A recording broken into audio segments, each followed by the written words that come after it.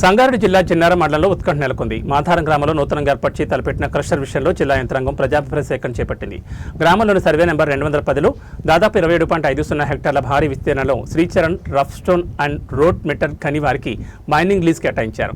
దీనిపై గ్రామస్తుల అభిప్రాయం తెలుసుకునేందుకు జిల్లా అడిషనల్ కలెక్టర్ మాధురి, జిల్లా రెవెన్యూ అధికారి రాజేందర్, పీసీబీ ఏఈ కుమార్ పటాక్ మరియు స్థానిక తహసీల్దార్ దేవదాస్ ఆధ్వర్యంలో ఈ సభ నిర్వహిస్తున్నారు.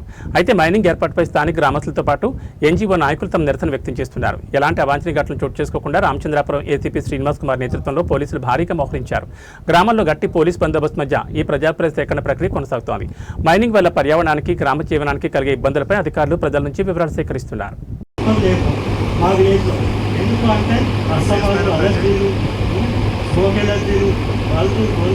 ప్రతి ఒక్కటి అమ్మోనియా రిలీజ్ అవుతుంది, గుంతలో కలుస్తుంది, ఆ నీళ్ళు తాగుతున్నాయి, కథ చచ్చిపోతుంది.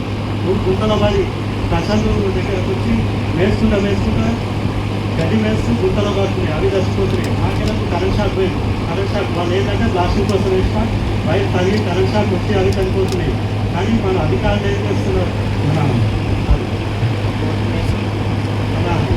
ఈ కాంట్రాక్టర్స్ అధికారులు ఏం చేస్తున్నారంటే దాని గురించి చదివితే ఎవిడెన్స్ అడుగుతున్నారు.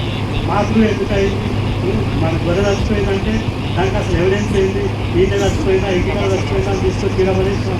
అలాంటివి ఎన్నో అయినాయి. మా మంత్రికులకైతే చాలా అన్యాయం జరుగుతుంది. ఇలాంటి విషయాలు మీరు ఒక గడిపోండి, మీకు వేస్తే వ్యవసాయం చేస్తాం. నా చేను, నా పంట ఏది లేదు, ఏది కూడా లేదు. చెరువులో దుమ్ముబడి అమోనియా కలిసి చెరువులో చేపలు పెరుగుతుంది. ఇంట్లో చెట్ల మీద మొత్తం ఇంతకుముందు చేసిన వాళ్ళు నా ఊరికి ఉపయోగించి ఏం లేదు. ఇప్పుడు మళ్ళీ కొత్తగా వచ్చింది, దాన్ని చేస్తున్నారు, అది చేస్తున్నారు. రాజమాన్యం వాళ్ళు చెప్పారు 62 లక్షలతో పర్యావరణాన్ని ఇట్లా చేస్తాం, అట్లా చేస్తామని చెప్పేసి అన్నాము. కానీ మా మంత్రికుంట విలేజ్లో ఒక్కటి జరగలేదని హామీ ఇస్తుంది. దాని విషయాన్ని ఎందుకంటే చాలా నిర్లక్ష్యంగా ఎదుర్కొంటున్నారు. వాళ్ళు చేసే పనులు చేసుకుంటూ వెళ్తున్నారు. ఇక్కడ మధ్యలో గరీబులం అనేది చాలా అన్యాయం అవుతుంది. దీని విషయంలో మన గవర్నమెంట్ కానీ, ఇక్కడ కలెక్టర్ చేయడం కానీ, మన ఎంఆర్ఓ ఆర్డీఓ గారు కానీ వాళ్ళు ఏం చేస్తారు అనేది వాళ్ళ దృష్టిని తీసుకొస్తున్నాం. ఇలాంటివి మన ముఖ్యంగా చేయాలి. ఉంటాయి కోసే పాలనతో నాయన అంటే మళ్ళీ ఇంకా కొత్తగా వచ్చింది, దానికి మళ్ళీ ప్రజాభిప్రాయ సేకరణ అని చెప్పేసి పేరు పెట్టి ఇలాంటివి చేస్తున్నారు. కాబట్టి మొత్తం మా గరీబులు అనేది ఎంత ఇబ్బంది పడుతున్నాం అనేది తెలియాలి. ఎంతో కూలి గాలి చేసుకొని ఒక ఇల్లు కట్టుకుంటే ఇల్లు రాకులు వస్తున్నాయి. నువ్వు రేపు వేసుకుంటే రేపు రాకులు వచ్చి పడిపోతుంది. నువ్వు మా పెంకలిళ్ళలో మేము అందరూ చూసుకుంటే గాసులు పెట్టారు. తర్వాత రాసాలు కాదు తినే అన్నంలో కూడా కష్టపడుతుంది. అలాంటి మన గవర్నమెంట్ అనేది ఎందుకు ప్రోత్సహిస్తుంది. మన సేకరణ అని చెప్పేసి పెడుతున్నారు. 2022లో పెట్టాము, అది సక్సెస్ అయింది. వాళ్ళ కాలంలో వాళ్ళు చేసుకుంటూ పోతున్నారు.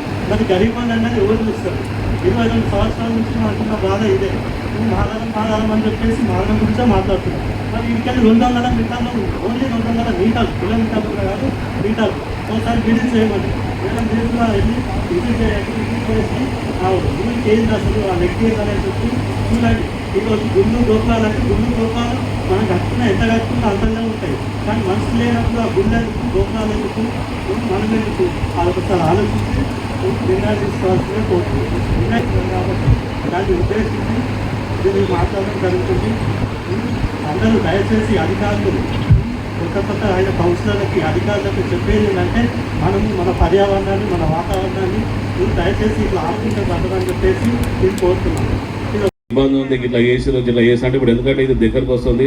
మాకు ఇంతకు ముందు పూర్ణచంద్రరావు సార్ ఇట్లా ఏదానికైనా సరే ఒక గుడి కడుతున్నాం సార్, ఒక బడి కడుతున్నాం, గిజ్ చేస్తున్నాం, గది చేస్తున్నాం అంటే సరే 10 అడిగిన ₹2 ఇచ్చి మాకు పంపించిండు. వాస్తవానికి ఆ ప్లేసులనే మీరు గిట్ట అదే విధంగా చేసి ఫస్ట్, ఎందుకంటే మీ ఊరు దగ్గరకు వస్తుంది కాబట్టి ఫస్ట్ చెట్లు పెట్టండి. చెట్లు పెట్టి మరి ఆ వాటర్ గిట్ట అదంతా కొట్టినాక తర్వాతనే స్టార్ట్ చేస్తే బాగుంటుంది. ఎందుకంటే ఈరోజు అందరం కనిపిస్తారు, తర్వాత ఎవరు కనిపించరు. మరి ఈ రోజు నుంచి అందరికీ ఊరు, ఎందుకంటే మీ వల్లనే ఊరు నష్టం అవుతుంది, ఉన్న వాస్తవం చెప్తున్నా. కాకపోతే ఏంటంటే దానికి నష్టపరిహారం గురించి ఎవరైనా అడిగినా కానీ ఇప్పుడు ఇంతకుముందు సార్ ఎట్లా చేసిండో అదేవిధంగా మీరు గిట్ట మా అందరికీ సహకరించి చేయాలి. ఎందుకంటే డెవలప్మెంట్ అంటేనే ఒకటి పోతేనే ఒకటి వస్తుంది. ఎందుకంటే ఇప్పుడు కంపెనీలు ఉన్నాయి, కంపెనీల పక్కటి క్రేషాలు ఉన్నాయి. మరి రాయి, గరేటు, కంకరకు అవన్నీ కావాలంటే కంపల్సరీ తప్పదు. ఎందుకంటే ఒక నష్టం జరుగుతూనే ఇంకొకరికి అవుతుంది. కాబట్టి 100% జరుగుతుంది. కానీ మరి దీనికి మీరు సహకరించి మా ఊరికి స్పెషల్ ఫండ్ తీసుకొస్తే ఊరు డెవలప్ అవుతుంది. మరి అదేవిధంగా సార్ ఏ విధంగా అయితే మాకు సహకరించిండో చేసిండో అదేవిధంగా మీరు కూడా సహకరించాలని కోరుతున్నాను. ఈ అవకాశం ఇచ్చినందుకు ధన్యవాదాలు. మేడం గారు, సబ్ కలెక్టర్ గారికి మరియు ఆర్డీఓ గారికి, ఎంఆర్ఓ గారికి ప్రత్యేకంగా ధన్యవాదాలు తెలియజేస్తున్నాను. మరి ఈరోజు మరి శ్రీచరణ్ పబ్లిక్ హియరింగ్ గురించి వచ్చారు. సరే, నా పేరు రాజు గౌడ్, కాంగ్రెస్ పార్టీ జిన్నారా మండల్ ఉపాధ్యక్షుని. అయితే ఇంతకుముందు కూడా గతంలో కూడా మేడం, ఎందుకంటే మాదారంలోకి వెళ్ళి రాయి పోతుంది వాస్తవమే, కానీ మా దగ్గరికి ఇప్పుడు ఈ ఫండ్స్ వస్తే 100% డెవలప్ అవుతుంది. మరి ఏ ఫండ్స్ ఎక్కడ అవసరం లేకున్నా కానీ మరి ఇది సార్లు 10 సార్లు కొట్లాడుకుంటూ వచ్చినాం. ఇంతకుముందు సమైకాంధ్ర ఉండే ఆంధ్రప్రదేశ్ ఉండే కాబట్టి మరి అప్పుడు ఈ ఉన్న ఫండ్స్ అంతా ఆంధ్రప్రదేశ్కి పోయినాయి. మరి తెలంగాణ సపరేట్ అయింది. తెలంగాణ సపరేట్ అయిన నుంచి గిట మరి ఎన్నోసార్లు కలెక్టర్ గిట కంప్లైంట్ చేయడం జరిగింది. ఇచ్చిన తర్వాత గిట మరి ఎవరు చర్య తీసుకోలేరు.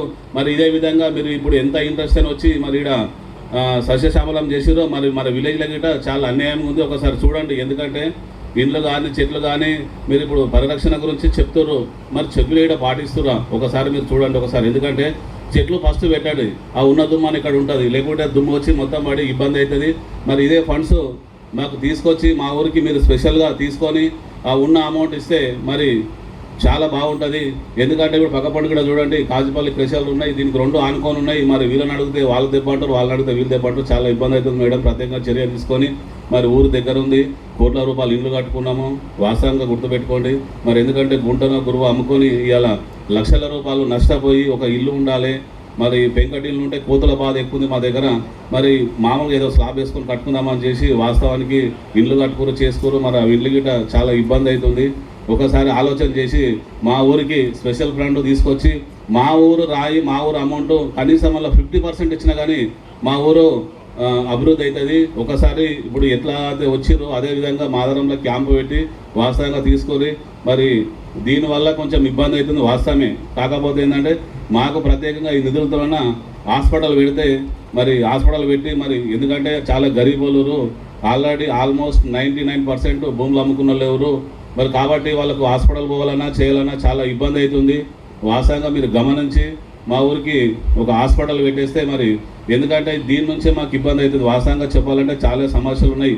కాకపోతే ఏంటంటే మీరందరూ సహకరించి మరి ఇంతకుముందు పూర్ణచంద్రరావు గారు ఉండే చాలా క్రెషర్లు వచ్చినాయి చేసినాయి. మరి వాళ్ళు కూడా ఊరికి చేదోడు వాదాడు ఉండే మరి గుళ్ళు కట్టినా గోపురాలు కట్టినా లేకుంటే ఏ వర్క్ అయినా సరే ఒక ఇంటికి ఒక డస్ట్ ఒక కంకరను అదో ఇదో చేసిండ్రు. మీరు గిట మరి వాళ్ళ బాటల్ని నడుస్తూ మా ఊరికి గిట వాస్తవానికి వాళ్ళు ఎట్లా చేసి పారిశ్రామికవేత్తలు రావాలి, గ్రామాలు అభివృద్ధి చెందాలని మా అందరి లోపల ఉన్నది. కానీ గ్రామానికి రావాల్సిన నిధులు కూడా రావాలి. కాబట్టి కంపల్సరీ కలెక్టర్ గారు కానీ అదేవిధంగా ఆర్డీఓ గారు కానీ ఈ గారు కానీ ప్రత్యేకంగా చొరవ తీసుకొని మాదారానికి కంపల్సరీ రాయల్టీ ఇప్పించాలి. అదేవిధంగా పూర్ణచంద్ర సార్ గారు గిట మాదారంలో క్రాక్స్ నడుపుతూ ఉన్నాడు. ఇంకా ముందు గిట మాదారంలో గ్రామ అభివృద్ధికి సాయశక్తులు మీ అందరూ సహకరించాలి. దాంతోపాటు ఇప్పుడు కొత్తగా శ్రీచరణ్ గారు రావడం జరుగుతూ ఉంది. మీరు గిట వాళ్ళతో పాటు తోడుగా ఉండి మా గ్రామానికి అనుకూలమైన మౌలిక వసతుల విషయంలో మీరందరూ గిట తోడుగా ఉండి గ్రామానికి మీరందరూ సహాయ సహకారాలు అందించాలని సభాముఖంగా తెలియజేస్తూ ఈ యొక్క అవకాశం ఇచ్చిన మీరందరికీ పేరు పేరున ధన్యవాదాలు మరొకసారి తెలవడం జరుగుతుంది. కాబట్టి మేమందరం ప్రెషర్ వేయడానికి ఎలాంటి అభ్యంతరం చెప్పడం లేదు. కాకపోతే ఇంతకుముందు మీరు చెప్పడం జరిగింది, పర్యావరణం సమతుల్యం కాకుండా పర్యావరణంలో ఇబ్బంది కాకుండా మేమందరం ఇట్లా సేఫ్టీ ప్రికాషన్స్ పాటిస్తామని చెప్తా ఉన్నారు. అదేవిధంగా ఆ విధంగా మీరందరూ చెట్లు నాటాలి. అదేవిధంగా మీకు ఏదున్నా ప్రతి సంవత్సరం కంపల్సరీ మా ఇట్లా సభ పెట్టి గ్రామంలో ఏం వసతులు అవసరం ఉన్నది ఎందుకంటే బ్లాస్టింగ్ కూడా మీరు కంట్రోల్ బ్లాస్టింగ్ పెట్టాలి. అదేవిధంగా డస్ట్ రాకుండా కంపల్సరీ చెట్లు నాటి కంపల్సరీ వాటన్నిటికీ డ్రిప్ సిస్టమ్ పెట్టి అవన్నీ మీరు ఏదో మెయింటైన్ చేయాలని సభాముఖంగా తెలియజేస్తూ ఏదైనా మేమందరం మీకు అందుబాటులో ఉంటాం. ఏదైనా మా అందరి ఊర్లో ప్రతి ఒక్కరి సూచనలు సలహాలు మీరు అందరూ తీసుకోవాలి. ఎందుకంటే ఊరంటే మేము ఒక్కటే కాకుండా అందరూ యువకులు ఉంటారు. కాబట్టి ప్రతి ఒక్కరు సూచనలు సలహాలు తీసుకొని గ్రామ అభివృద్ధికి మీ అందరూ సహకరించాలి. ఎందుకంటే ఇలా ప్రజాపాలన సేకరణ అయిపోయింది, రేపు మళ్ళీ అని కాకుండా ఏదైనా ఇవాళ ఎలా ఉన్నారో రేపు అదేవిధంగా మీరు అందరు గిట శ్రీచరణ్ గారు కానీ అదేవిధంగా పూర్ణచంద్రరావు గారితో కలిసి మా గ్రామానికి తోడుబాటుగా ఉండాలని సభాముఖంగా తెలియజేస్తూ ఈ యొక్క అవకాశం ఇచ్చిన మీ అందరికీ పేరు పేరున